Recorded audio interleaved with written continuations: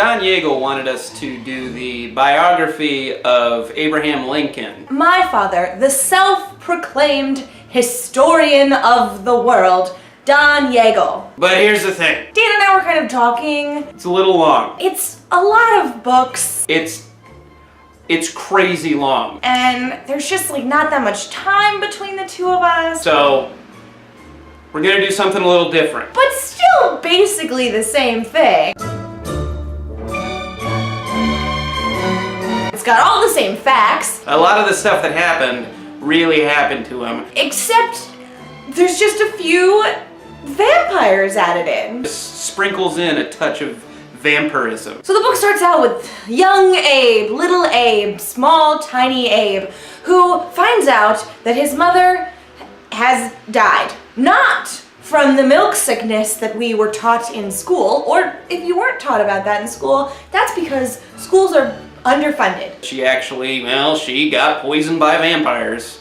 You know, that old thing. She was poisoned by vampires. Vampires! When he finds out about this, Abraham Lincoln flips out. He says, "What? Oh, vampires! Vampires in my very cabin?" I'm going to hunt and get every vampire that's out there. Every vampire that I learn about. Hopefully I learn about quite a lot. I'm just gonna wander around looking for vampires. I will dedicate my life to this! He traps the vampire that killed his mom in a burning barn. And he's just like, oh, that's what you get.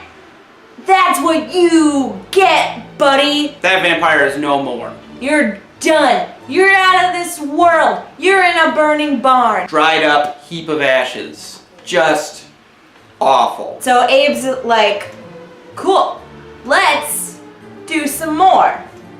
Let's do some more hunting. Let's get out there and let's find some more vampires. And he gets a taste for what it's like to be the instrument of vengeance, and says, I'm gonna go around and kill other vampires. And he meets one on a riverbank years later, but uh-oh. He didn't realize that vampires are no pushovers. And they're getting into a fight, and then suddenly this guy like leaps out of nowhere and takes a bad vampire and kills him. Luckily, Henry Sturgis is there. Henry Sturgis is a good guy vampire. You know, most vampire novels nowadays establish that some vampires aren't that bad. So Henry Sturgis is like, Abe, here, I'm gonna write down name, phone number, email address for every bad vampire that's out there. You can go, you can mess with them. Take it, do whatever you want. Put flaming bags of dog poop on their front porch and just run away. Make really small holes in their windows so the air like squeezes through and makes like a high-pitched whistling sound. They can never sleep at night. You can order a lot of vampire pizzas and they'll have to pay for it because the delivery guy will show up and say like, hey, somebody ordered these pizzas, I gotta get paid. It would do things like send vampires fake telegrams from their like dead relatives like, dear Vlad, this is grandmother Vladimina.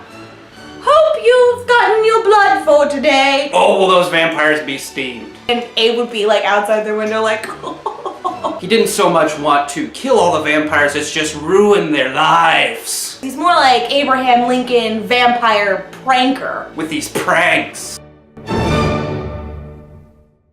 With just a tad bit of vampire.